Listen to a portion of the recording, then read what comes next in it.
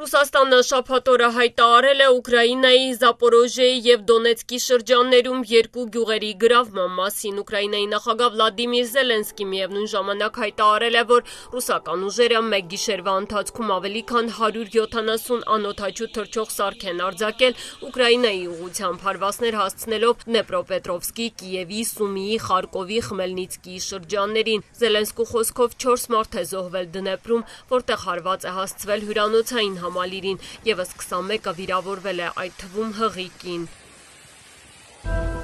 Sağ ve sol basamaktaki merdiven basamaklarına davet ediyoruz. 100 հազարավոր մարդիկ այսօր կրկին հավաքվել են Ստամբուլում քաղաքապետ Էքրեմ Իմամօղլուի ազատարձակման պահանջով։ Երկրի խոշորագույն քաղաքի Մալթեփե թաղամասում հավաքվածների առաջ ելույթ ունենալով ընդդիմադիր ժողովրդական հանրապետական կուսակցության առաջնորդ Օզգյուր Օզելը հայտարարել է միլիոնավոր թուրքեր պահանջում են Իմամօղլուի ազատարձակումն ու արտահերթ նախագահական ընտրություններ։ 53-ամյա քաղաքապետը ձերբակալվել է անցած շաբաթ կոռուպցիայի մեղադրանքով։ Առանձին գործով նա մեղադրվում է նաև ահաբեկչության համար։ Իմամօղլուն հերքում է բոլոր մեղադրանքները։ Հաջորդ նախագահական ընտրություններում Ռեջեփ Էրդողանի հավանական մրցակցի ձերբակալությունը համազգային բողոքի ցույցեր է հարուցել երկրով մեկ տասնյակ հազարավոր մարդիկ են դուրս եկել փողոց, հարյուրավորներ, այդ թվում լրագրողներ ձերբակալվել։ Ավելի քան 2 տասնամյակ իշխանությունը ձեռքում պահող նախագահ Էրդողանը բողոքի ցույցերը որակել է շոու եւ կոչ արել խոշորագույն ընդդիմադիր ուժին վերջ տալ սադրանքին,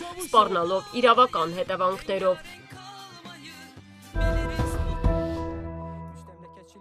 Ադրբեջանի իշխանությունները Ֆրանսիայից անկախություն պահանջող միավորումների հերթական հավաքն են կազմակերպել Բաքվում։ Ըստ ադրբեջանական պաշտոնական աղբյուրների, հավաքին մասնակցում են Կորսիկայից, Մելանեզիայից, Պոլինեզիայից, Նոր Կալեդոնիայից քաղաքական ուժերի շարժումների ներկայացուցիչներ։ Ալիևի վարչակազմը Փարիզի դեմ դեմարշների շրջանակներում վերջին տարիներին ակտիվորեն հիշատակում է ֆրանսիական գաղութատիրությունը, պետական մակարդակով համաժողովներ է կազմակերպում, որի մասնակիցները դատապարտում են Ֆրանսիայի քաղաքականությունը։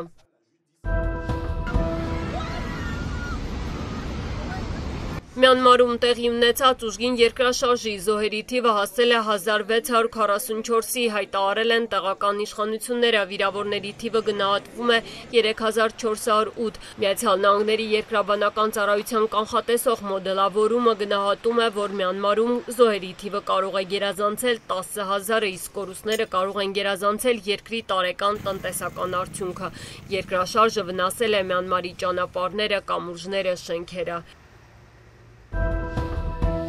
We need Greenland, very importantly, for